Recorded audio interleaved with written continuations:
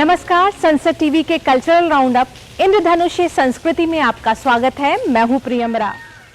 सावन का महीना भगवान शिव की आराधना का महीना होता है। आज हम आपको बिहार के एक ऐसे मंदिर में ले चलेंगे जहां भगवान शिव के साथ ही उनके भक्त की भी पूजा की जाती है।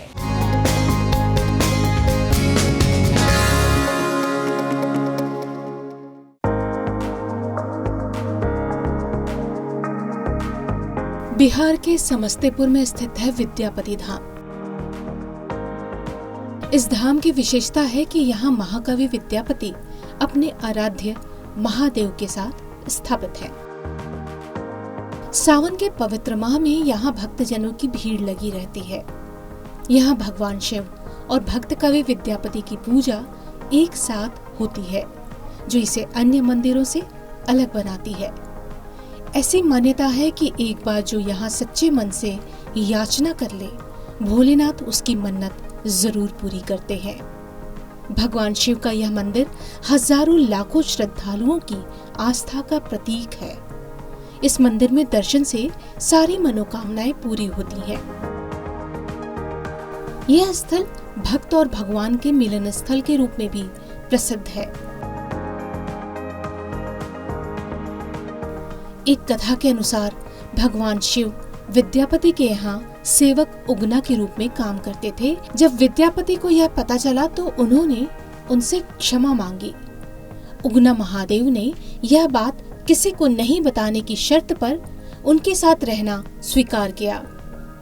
एक दिन गलती से विद्यापति ने अपनी पत्नी से यह बात कह डाली। उसी क्षण उगना महादेव लुप्त हो गए, जिनके वियोग में विद्यापति ने लिखा, उगना रे मोर कतई गेला शिव केदहु भेला। कहते हैं ये वही स्थान है जहां उगना महादेव ने विद्यापति को दर्शन दिया था। अपने अंतिम समय में विद्यापति यहाँ आकर साधना में जुट गए थे।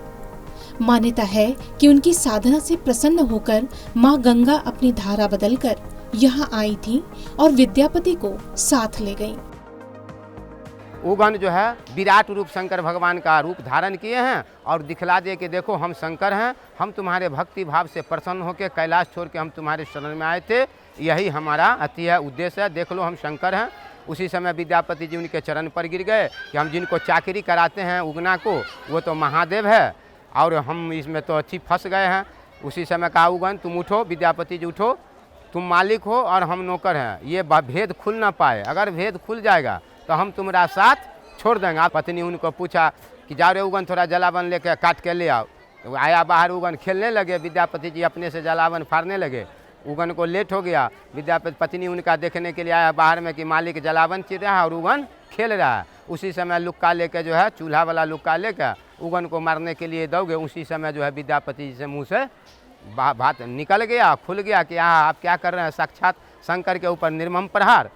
बस उसी समय जो है विलोपित हो गए उगना, जो शर्त था अंतर्ध्यान हो गए। अब उनके वियोग में विद्यापति जी गिरते हैं, पढ़ते हैं कि उगना रे मोर कतः गले, उगना रे मोर कतः जे गले, उगना के जो मोर दी है संदेश उनका देव सोना के कंगन बेच। तो यहाँ तो मिलने वाले हैं नहीं। तो वो जो कहे थे कि अंत समय में हम तुम्हारा साथ होंगे, तो वही कहानी विद्यापति जी, यही विद्यापति धाम है। वहाँ से अपने परिवार को, गांव वाले सब लोग को बुलाए और कहे कि अब हम एक पल भी अब यहाँ नहीं रहेंगे, हमको गंगा सेवन के लिए ले चलो, अब यहाँ एक पल नहीं रहेंगे। तो यही चामत घाट बगल में यहाँ से 10 किलोमीटर दूर पर है।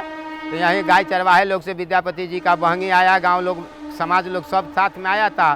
तो गाय चरवाहे से पूछा कि यहाँ से माता गंगा का दूरी कितना है। तो बताया कि यहाँ से 10 किलोमीटर दूर है। तो कहा कि हमारा पालकी यहीं रख दो, अब इतना दूर हम नहीं जा सकते, यहीं रखो। तो विद्यापति जी बोल दिए उस समय कि जब माता गंगा को दर्शन करने के सैकड़ों कोस दूर चल के आए हैं, तो हम में शक्ति भाव होगा तो माता दर्शन करने के लिए हमको यहाँ आएंगे, दर्शन देंगे। ग्रामीण लोग को अपना विदा कर दिए कि अब तुम लोग जाओ, अब यहीं हम माता का आराधना करेंगे, अब यहीं हम रहेंगे। तो उसी समय जो है विद्यापति जी जितना पद लिखे, शायरी लिखे, कवि थे, तो इनका अंतिम पद था जो विद्यापति जी को यहाँ प्राण माता गंगा को आराधना किए थे कि बर सुख सावर पावल तू तीरे, अच्छा रहते निकट नयन बहनी रे। ये अंतिम पद है विद्यापति जी का प्राण आत्मा छूटने से पहले। तो जब ये आराधना किए हैं माता गंगा को, माता गंगा जो है इनको दर्शन दिए हैं, तो वो आँख नहीं खोल रहे हैं। कहा कि हम ऐसे नहीं मानेंगे माता, कहा पुत्र तुम आंखें खोलो, हम तुमको दर्शन। कहा कि हम जल से कैसे माने, जल है, हम रूप देखना चाहते हैं। उसी समय जो है कहा कि आप पुत्र तुम आँख खोलो, हम तुमको रूप में भी दर्शन दे रहे हैं।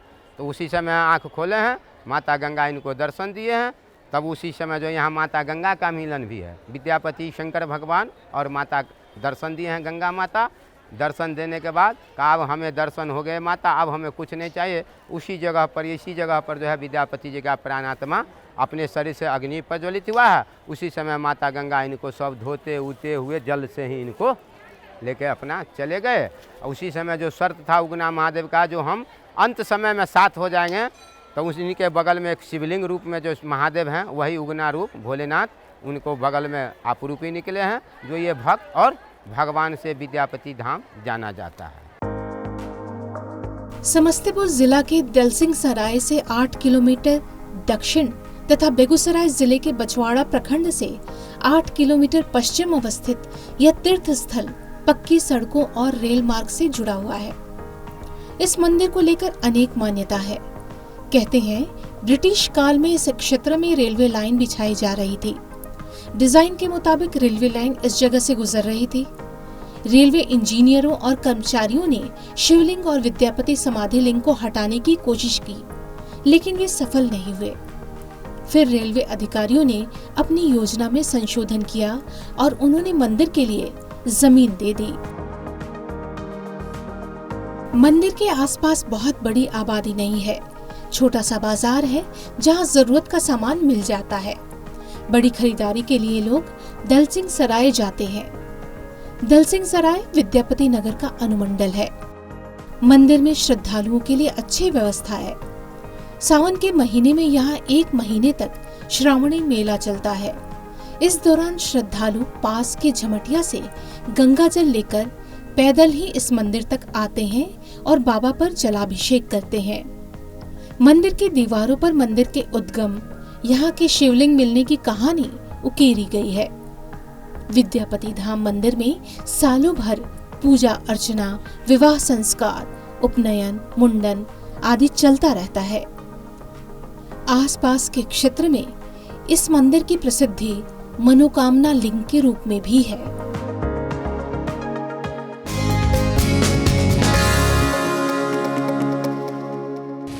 बोनालू तेलंगाना का एक महत्वपूर्ण उत्सव है जिसमें देवी यलम्मा की पूजा की जाती है। आज लोक परंपरा में आइए जानते हैं इसी त्योहार के बारे में।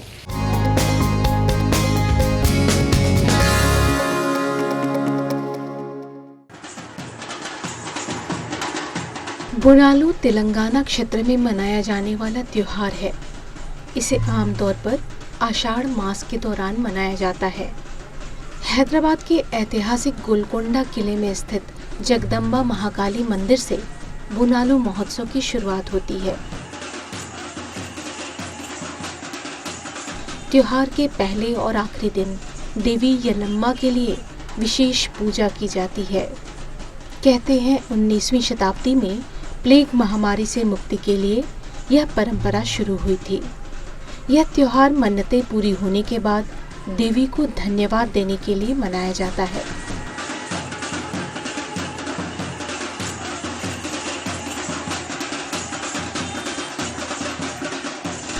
तेलुगु में बोनम भोजन को कहते हैं। यह भोजन देवी को अर्पित किया जाता है। इस उत्सव में चावल, गुड़, दही और नीम के पत्तों से बना विशेष प्रसाद बनाया जाता है। घर की महिलाएं दूध और गुड़ डालकर चावल को नए मिट्टी या पीतल के बर्तन में पकाती हैं, जिसे नीम के पत्तों, हल्दी और सिंदूर से सजाया जाता है। महिलाएं इन बर्तनों को अपने सिर पर उठाती हैं और मंदिर जाती हैं और देवी को चूड़ियां और साड़ी के साथ यह विशेष चावल चढ़ाती हैं। यह त्योहार गोलकुंडा से शुरू होता है। माना जाता है कि बोनालू को लेकर चलने वाली महिलाओं में स्वयं देवी का वास होता है, जो आक्रामक होती हैं। जब वे मंदिर के पास पहुंचती हैं, तो लोग उन्हें शांत करने के लिए उनके पैरों पर पानी छिड़कते हैं। भक्त देवी को थोटेल्लू चढ़ाते हैं। ये छोटे रंगीन कागज के ढांचे होते हैं जिन्हें डंडों से सहारा दिया जाता है और सम्मान के प्रतीक के रूप में चढ़ाया जाता है। तांबे के घटम को देवी के रूप में सजाया जाता है और पुजारी पारंपरिक धोती पहनकर और अपने शरीर पर पूरी तरह हल्दी लगाकर इसे ले जाता है। घटम को त्योहार के पहले दिन से लेकर आखिरी दिन तक जुलूस के रूप में ले जाया जाता है। घटम की जुलूस ढोल के साथ होती है। घटमों के विसर्जन के बाद यह त्योहार एक शानदार जुलूस के रूप में समाप्त होता है।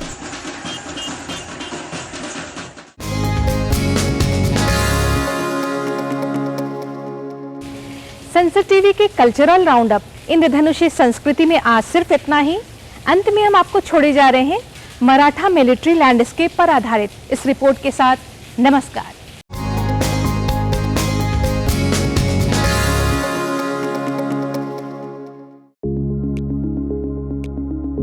भारत की सांस्कृतिक विरासत में यूनेस्को ने मराठा मिलिट्री लैंडस्केप यानी मराठा सैन्य परिदृश्य को अपनी विश्व धरोहर सूची में शामिल किया है। इसमें मराठा साम्राज्य के 12 ऐतिहासिक किलों को शामिल किया गया है, जिनमें 11 महाराष्ट्र और 1 तमिलनाडु में स्थित है। यह भारत की 44वीं संपत्ति है जो यूनेस्को विश्व धरोहर स्थल में शामिल हो गई है। पेरिस में आयोजित विश्व धरोहर समिति के 47वें सत्र में भारत की इस ऐतिहासिक और प्राकृतिक संपदा को यह पहचान मिली है। इस सूचीबद्ध संपदा में 12 प्रमुख किले शामिल हैं, जिनमें अधिकतर किले महाराष्ट्र में स्थित हैं, जबकि 1 किला तमिलनाडु में है। रायगढ़, शिवनेरी और सिंधुदुर्ग जैसे इन किलों का 17वीं सदी के उत्तरार्ध से लेकर 19वीं सदी के आरंभ तक मराठाओं ने या तो निर्माण किया था या फिर अपनी जरूरतों के अनुसार उनमें बदलाव या विस्तार किया था। समुद्र तटीय और पर्वतीय इलाकों में रणनीतिक रूप से स्थित ये किले एक जटिल रक्षा प्रणाली का हिस्सा थे। इनकी खास बनावट, ऊंची दीवारें, गुप्त मार्ग और सुरक्षित जलाशय मराठाओं की अपने शत्रुओं को चकमा देने की अनोखी रणनीति और युद्ध कौशल के बेहतरीन उदाहरण है। सूची में शामिल किले हैं पहाड़ी किले सालहेर, शिवनेरी, लोहगढ़, रायगढ़, राजगढ़, जिंजी, पहाड़ी जंगल किला प्रतापगढ़, पठारी किला पन्हाला, समुद्र किला विजयदुर्ग, द्वीपीय किले खांदेरी, सुवर्णदुर्ग, सिंधुदुर्ग। छत्रपति शिवाजी महाराज का जन्म 1630 ईस्वी में हुआ था। विभिन्न दक्कन सल्तनतों के अधीन सेवा करने वाले सेनापति शाहजी भोसले के पुत्र शिवाजी भोसले बचपन से ही युद्ध कला में प्रवीण थे। छत्रपति शिवाजी महाराज उस समय के भूगोल, राजनीति और सत्ता संघर्षों से प्रभावित थे। दक्कन के कई शासक मुगलों के अधीन हो गए, किंतु शिवाजी ने स्वशासन पर आधारित एक स्वतंत्र मराठा राज्य की कल्पना की। ये किले न केवल सैन्य गढ़ रहे हैं, बल्कि क्षेत्रीय गौरव, मौखिक परंपराओं और आध्यात्मिक पहचान के केंद्र भी हैं।